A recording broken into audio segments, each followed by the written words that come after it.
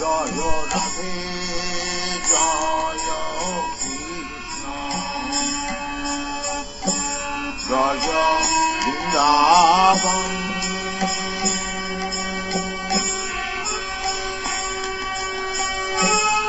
Govinda,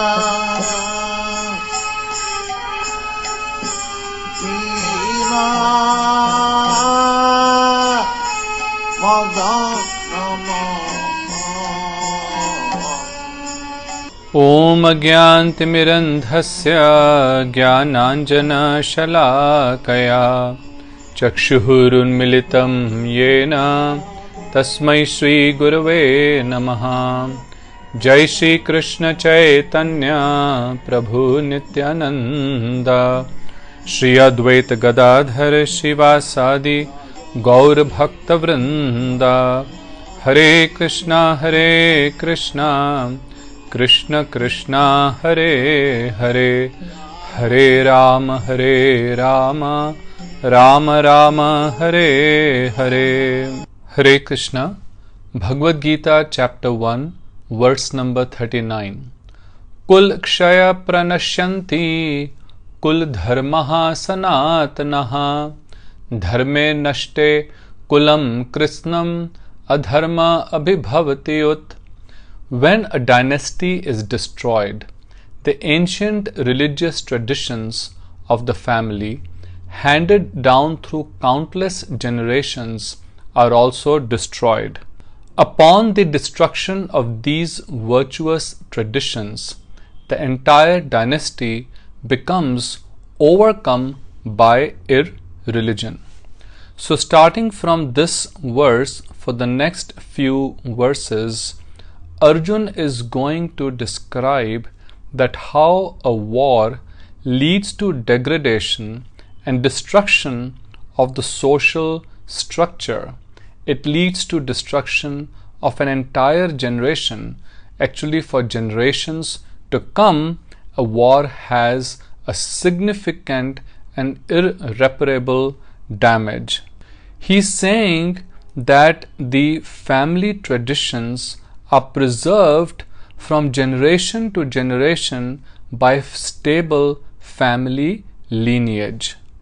A society is defined by the basic unit of the society is a family, a household. And if a household, if a family is deeply rooted in ethical, moral, religious traditions, then the overall society will be peaceful, stable, and progressive. These traditions refer to the Varnashram system, which consists of 4 classes of society and 4 stages of our life, starting from Brahmacharya, which is the first 25 years of celibate life, then 25 years of householder life, then 25 years of Vanprastha, and then finally of the renounced order.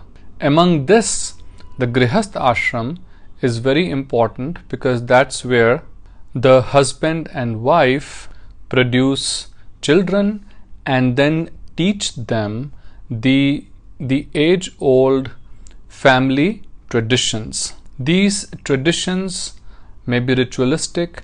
These are purificatory processes which are called sanskars.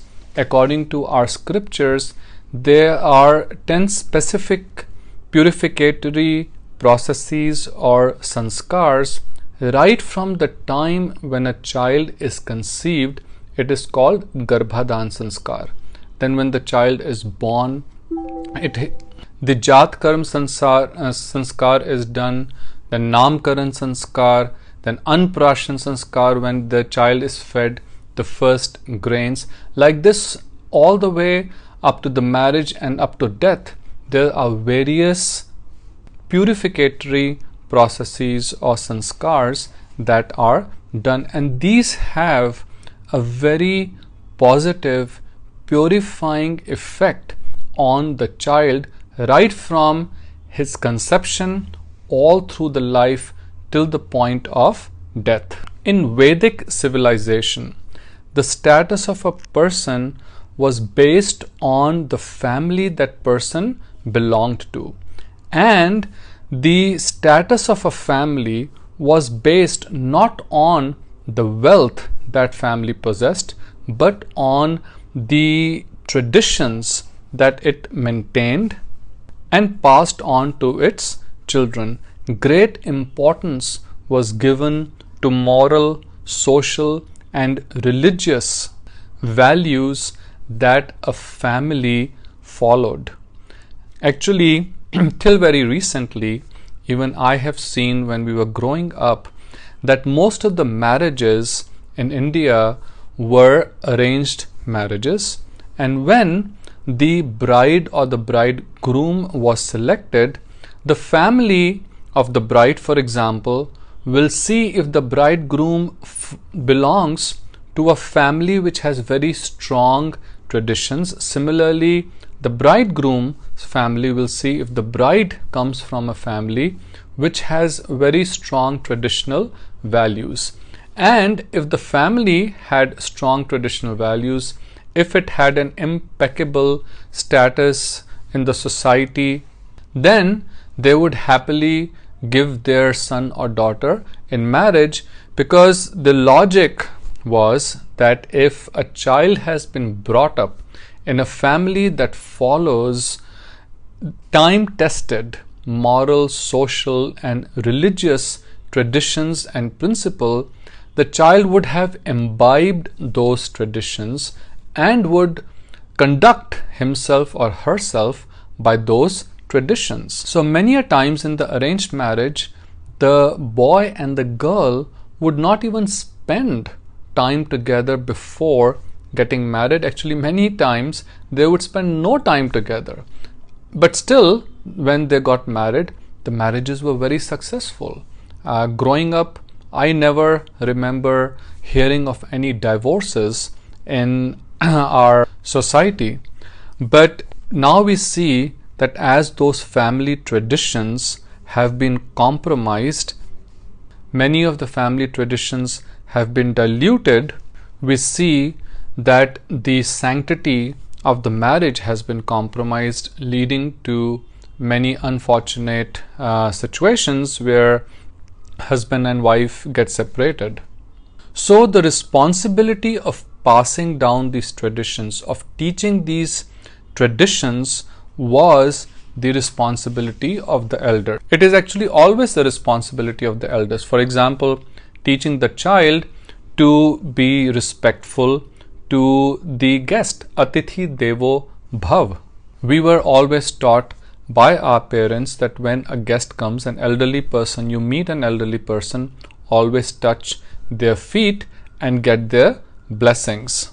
But nowadays we see you'll be lucky if a child even greets you. Now, is the child to be blamed for this? I don't think so. It's not the child, but the parents who have the responsibility. And if the parents don't follow themselves and don't set good examples in front of the child and don't teach them, the child is not going to imbibe these values. In today's modern society, those who follow traditional values are considered outdated.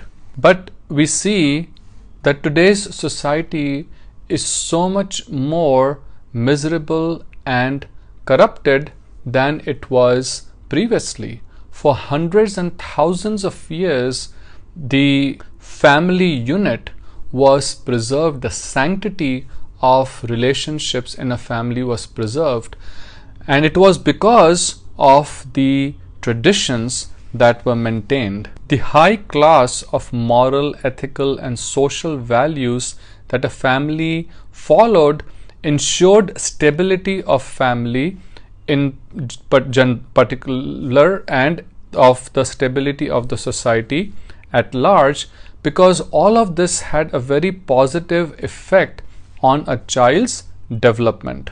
Now, when the elders are not there, who will teach the children what the values are? And if children are not taught these things, then they will grow up without a very clear sense of purpose. We actually see that children who grow up in stable, peaceful, traditional families, they are much less likely to do things like drugs or indulge in other violent activities. But when family roots, the family culture weakens, then the family members, especially the children, tend to gravitate towards immoral, irreligious, antisocial activities. And we see that all around in today's society. It's very rampant that how the broken families are the leading cause of mental disturbances that children suffer from, leading them to commit some heinous crimes. So going back to our roots, going back to those age-old traditions which are not orthodox. See, the traditions got a bad name because many of them were misrepresented and misused to suppress certain classes of the society, to suppress women. But if we look at our Vedic scriptures, all the traditions are for the purpose of giving proper respect to each and every person. Actually, in the Vedic civilization, the women had a very important role to play. They were given great honor and respect, as we see even in the case of Pandavas, that how much respect they gave to Draupadi, except for the time when they were bound by their defeat in the game of dice. They always protected Draupadi and gave her the greatest respect. So the responsibility of the men in the household was to protect the children, the elderly, and especially the women.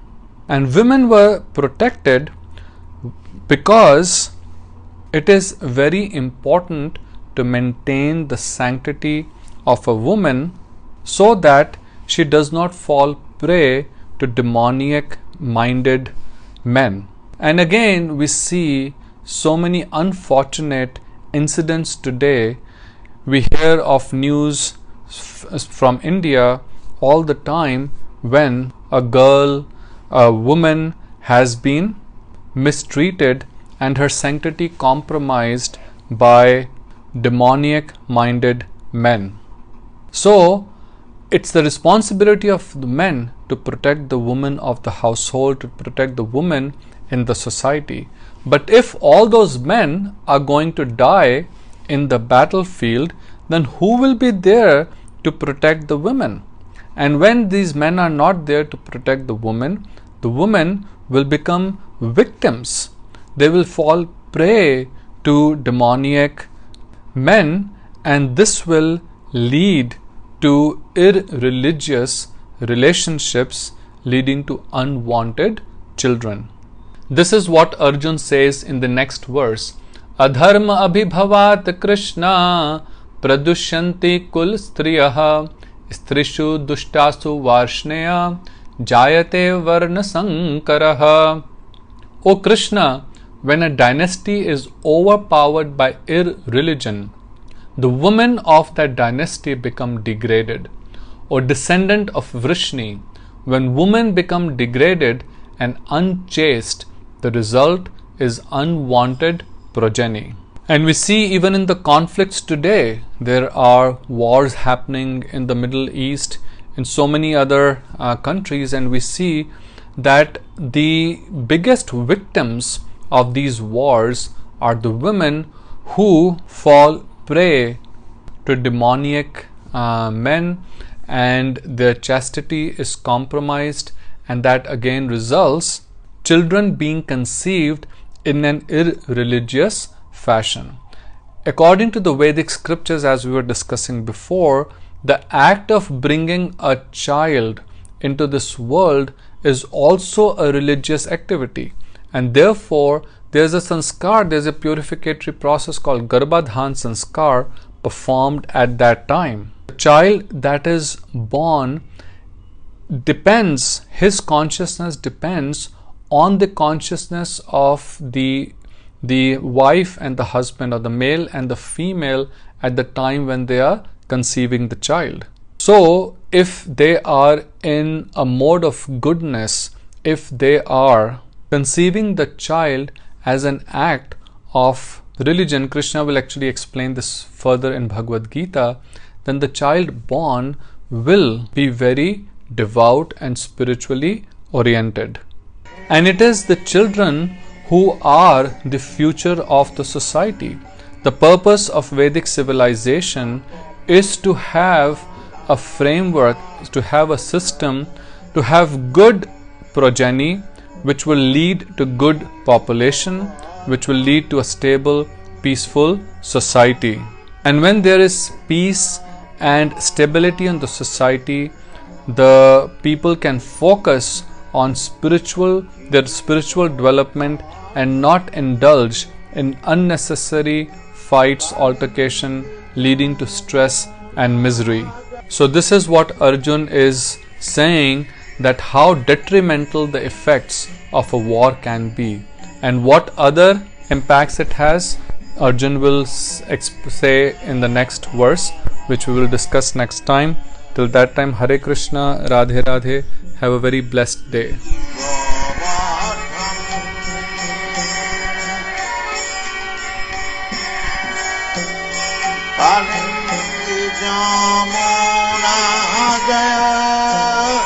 Jaya